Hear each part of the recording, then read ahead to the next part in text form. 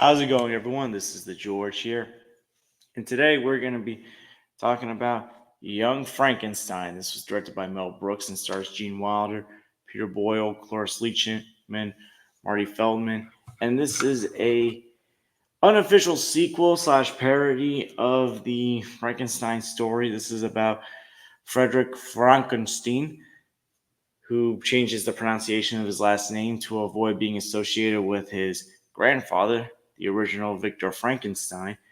He does not like his grandfather's work, wants to disassociate with it, prove that it's wrong, and called him a cuckoo and that it is pure nonsense. But when he inherits the Frankenstein estate, he goes to Transylvania and meets some wacky characters, including Igor, his assistant Inga, and the housekeeper Frau Blucher, and in which every time you say her name, a horse cries out. But when he discovers his grandfather's books and starts reading them, he realizes that it could be possible to create a man with dead tissue, with dead body parts, but everything gets screwed up when Igor picks an abnormal brain instead of the brain that he was supposed to.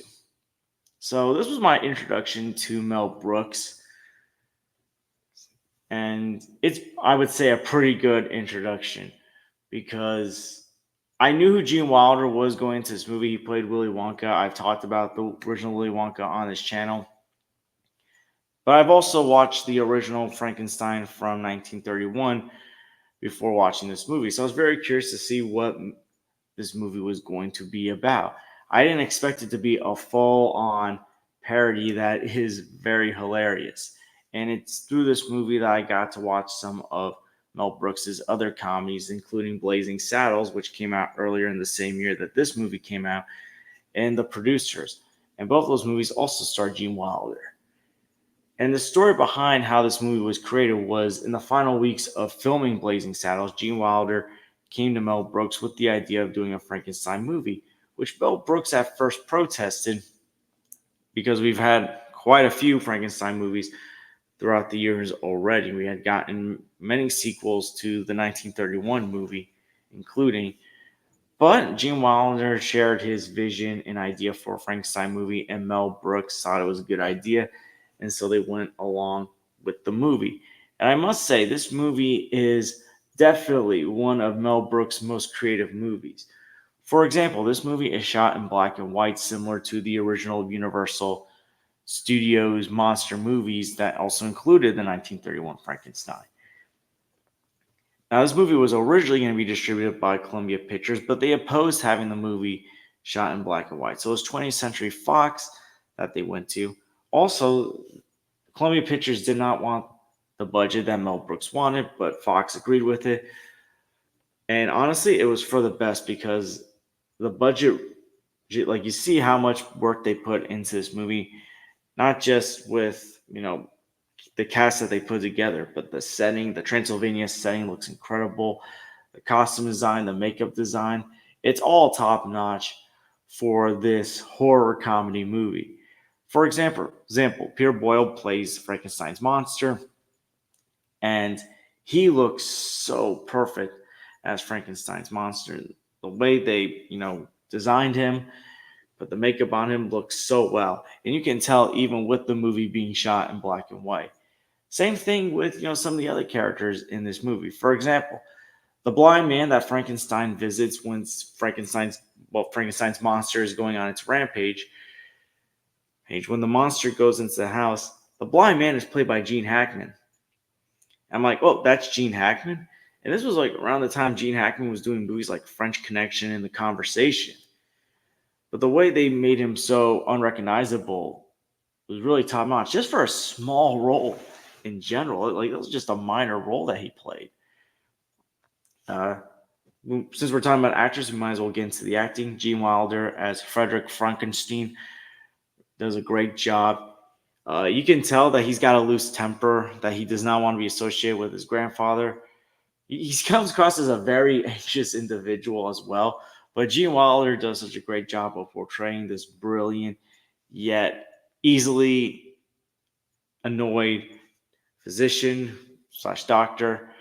You have Peter Boyle as a monster, does a great job as well. Marty Feldman as Igor, or he pronounces Igor after he hears how Frederick wants his last name to be pronounced.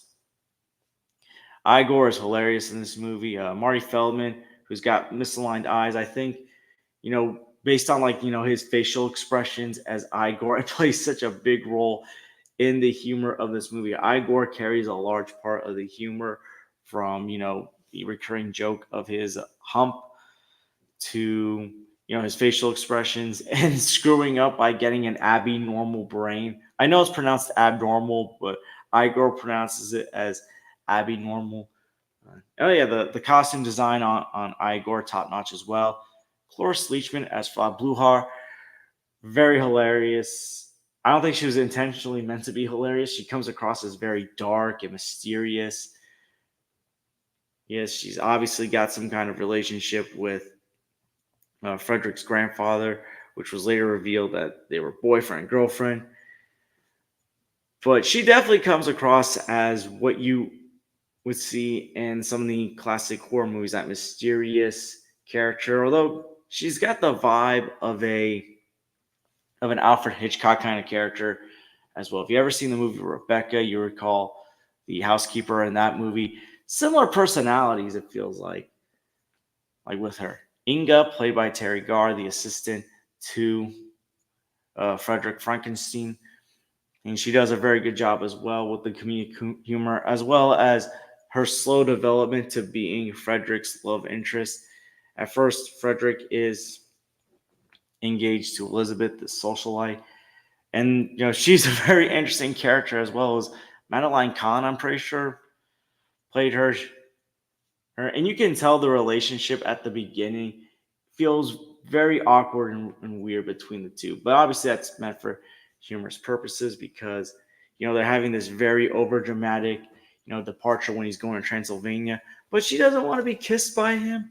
But then she slowly falls for the monster later on in the movie, which, by the way, spoiler alert, this movie's gonna be 50 years old this December. So if you haven't seen the movie yet, you might as well go away. But this movie's been out for a while, so I hope you've seen it by now.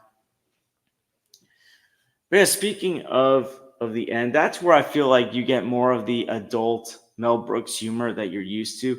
This movie's rated PG. It probably would have been rated PG-13 if the PG-13 rating had been a thing in the 1970s. It wasn't until a decade later when Indiana Jones and the Temple of Doom came out where we got the PG-13 rating. But for the most part, it does fit a PG rating until the end where you get more adult humor in there, primarily between the new relationship between Frederick and Inga, and then Elizabeth and the monster. There's also a musical number in this movie which involving Frankenstein and the monster, which I will say this was something that Gene Wilder and Mel Brooks disagreed with, but eventually Wilder won out. He wanted the musical number. Brooks thought it didn't fit, but it wouldn't be a Mel Brooks movie if there wasn't at least like one musical number in there. I mean, Blazing Saddles, well, you had a musical number in the Hollywood with sequence. Producers, no, it's been a while since I've seen it, but that had plenty of sequences. I thought the musical sequence in this movie worked out very good. I also liked how Frederick was trying to help the monster at some point only for things to go wrong. Now, as far as the humor, because this is a PG movie, so it does feel like the humor compared to Blazing Saddles and the producers, it's less risky, I would say, compared to those movies. I mean, Blazing Saddles goes for it, the producers go for it. I think Young Frankenstein, though, doesn't need to do that risky humor. If anything, it's more so focusing on parodying and poking fun at things from the original Frankenstein movies. Whether it's, how Frankenstein visits the blind man, the sequence where, in the original Frankenstein movie, he throws the little girl that he's with into the water, where here It's him sitting on the seesaw that throws the little girl safely into her room. And overall, with Young Frankenstein, this is just a hilarious movie that I think does everything well. My only nitpick with the movie, and I wouldn't say it's a negative, it feels like the ending is rushed. And what I mean is, towards the end of the movie, when the villagers are coming into the lab and they're trying to like throw Frederick Frankenstein's body or try to take it, and the monster that now can speak clearly due to an experiment that Frederick does involving him and the monster telling him to stop, and he's speaking very clearly and very intelligently. And all of a sudden, the villagers just are like, "Oh, okay." It kind of felt like they didn't know how to end the movie or how to resolve this movie, because the story of Frankenstein is a tragic story. It's a dark story. I'm not just talking about the 1930s these movies. I'm talking about the novel Frankenstein that Mary Shelby wrote in 1818. I read this book back in high school. I even saw the 1994 movie based on that novel starring Kenneth Branagh. It's a dark story.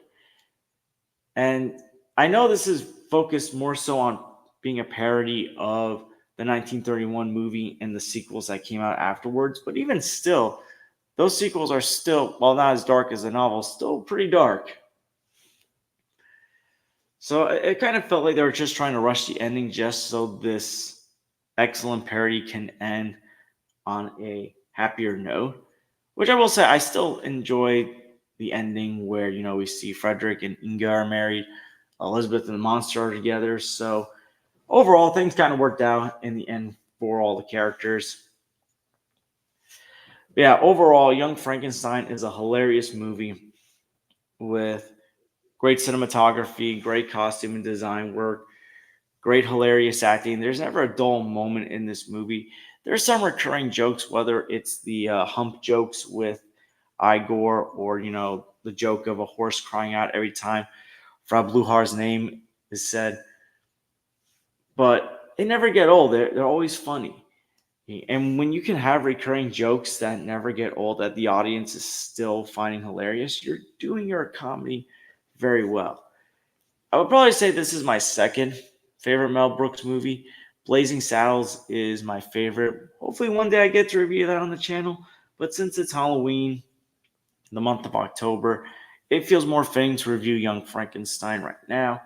But yeah, overall, I'm going to give Young Frankenstein an A. This is a hilarious classic comedy movie that you can probably find on DVD or Blu-ray, on a streaming service, on TV. You can basically find it anywhere. If you haven't seen Young Frankenstein, go check this movie out. It is hilarious. It's worth a watch. Gene Wilder is great. Mel Brooks' direction and humor is great. Go check it out. And I will say, compared to other Mel Brooks comedies and also monster themed, spooky, horror themed movies, this is definitely a better one to show the kids.